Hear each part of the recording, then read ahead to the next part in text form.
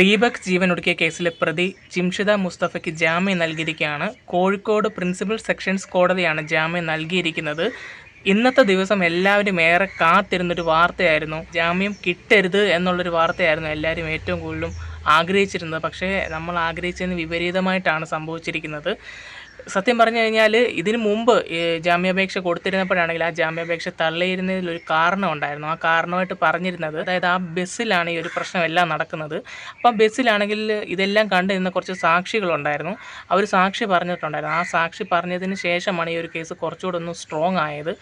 അപ്പോൾ ആ സാക്ഷി പറഞ്ഞവരെ എന്തെങ്കിലും ഒരു രീതിയിൽ, ഇപ്പം പൈസ കൊടുത്തോ അല്ലെങ്കിൽ വേറെ ഏതൊരു രീതിയിൽ അവർ വശത്താക്കും എന്നുള്ളൊരിതിലാണ് ജാമ്യം കൊടുക്കാതെ ഇരുന്നത്. പക്ഷേ ഇപ്പം ജാമ്യം ലഭിച്ചിരിക്കുകയാണ്. നമ്മൾ ഒരിക്കലും പ്രതീക്ഷിക്കാത്ത രീതിക്കത്തെ ഒരു ന്യൂസാണ് ഇപ്പം വന്നിട്ടുള്ളത്. ഈ ഒരു കാര്യം നമ്മൾ നോക്കുവാണെങ്കിൽ നമുക്കറിയാം, ആ ഒരു ചെറുപ്പക്കാരനാണെങ്കിൽ അദ്ദേഹത്തിൻ്റെ വീട്ടിലാണെങ്കിൽ വൃദ്ധയായിട്ടുള്ളൊരു അമ്മയും അച്ഛനും മാത്രം അടങ്ങുന്ന ഒരു കുടുംബമാണ് പുള്ളിക്കാരൻ്റേത്. ആകെ ഒരു മോനെ ഉള്ളായിരുന്നു. അപ്പോൾ ആ ആളെയാണ് ഇതുപോലുള്ളൊരു കാരണത്താലാണ് അദ്ദേഹം ആണെങ്കിൽ മനം നൊന്ത്, അതായത് ഈ ഒരു കാര്യങ്ങളൊക്കെ ചെയ്തു, അല്ലെ ആ പെണ്ണിനെ ഇന്ന രീതിക്കൊക്കെ ഉപദ്രവിച്ചു എന്നും പറഞ്ഞുള്ള രീതിക്ക് ആ പെണ്ണ് വീഡിയോസ് എടുത്താണെങ്കിൽ ഇൻസ്റ്റാഗ്രാമിലും മറ്റ് സാമൂഹ്യ മാധ്യമങ്ങളിലൊക്കെ ആണെങ്കിൽ ഇങ്ങനെ ഇട്ടതിന് ശേഷം പുള്ളിക്കത് ഭയങ്കരമായിട്ടുള്ളൊരു മനോവിഷമം ഉണ്ടായി. അതിനെ തുടർന്ന് പുള്ളി സൂയിസൈഡ് ചെയ്യുകയായിരുന്നു ചെയ്തത്. ഫ്രണ്ട്സിനോടൊക്കെ പറഞ്ഞിരുന്നു പുള്ളി ഈ ഒരു കാര്യം. രാത്രിയിൽ പറഞ്ഞിട്ടുണ്ടായിരുന്നു, ഇത് ഞാൻ ഒരിക്കലും അറിഞ്ഞ കാര്യമല്ല, ഞാൻ ഇങ്ങനെയൊന്നും ചെയ്തിട്ടില്ലെന്നൊക്കെ ഉള്ളത്.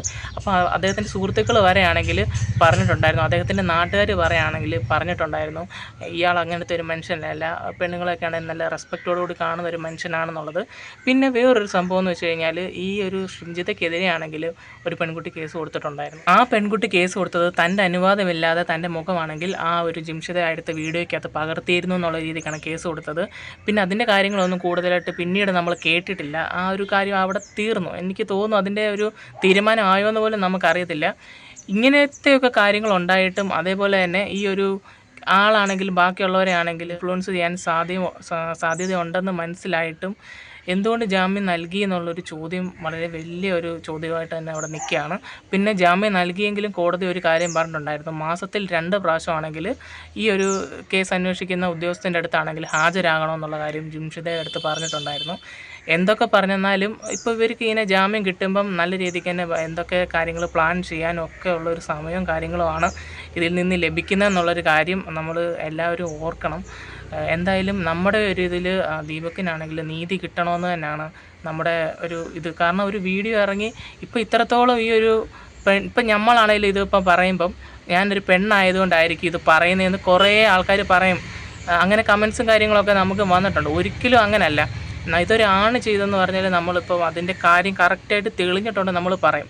ഇപ്പോൾ ഈ അടുത്ത് തന്നെ ആണെങ്കിൽ ഇൻസ്റ്റാഗ്രാമിലൊക്കെ ആണെങ്കിൽ ഒരു വീഡിയോ ഇട്ടിരുന്ന ഒരു പെൺകുട്ടിയെ പീഡിപ്പിച്ചു എന്ന് പറഞ്ഞൊരു പരാതിയായിട്ട് അതിൻ്റെ അമ്മയാണെങ്കിൽ ഇതുപോലെ ന്യൂസിലൊക്കെ വന്നിട്ടുണ്ടായിരുന്നു. പക്ഷേ ആ കേസാണെങ്കിൽ മൊത്തത്തിലാണെങ്കിൽ ഒരു കുഴഞ്ഞു മറിഞ്ഞ് കിടക്കുവാണ്. അതിൻ്റെ ഒരു തെളിവ് സഹിതമായിട്ടൊരു കാര്യം വരികയാണ്, ഉറപ്പായിട്ട് നമ്മൾ ആ കാര്യത്തെക്കുറിച്ച് സംസാരിക്കും.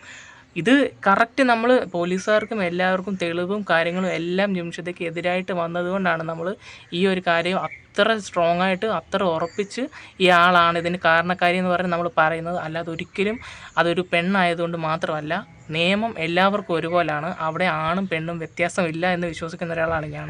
നിങ്ങളും അങ്ങനെ വിശ്വസിക്കുന്ന ഒരാളാണെങ്കിൽ നിങ്ങൾക്ക് എന്താണ് ഈ ഒരു പെണ്ണിന് എത്രത്തോളം വലിയൊരു ശിക്ഷയാണ് കിട്ടേണ്ടതെന്നുള്ളത് നിങ്ങൾ ഉറപ്പായിട്ടും പറയുക.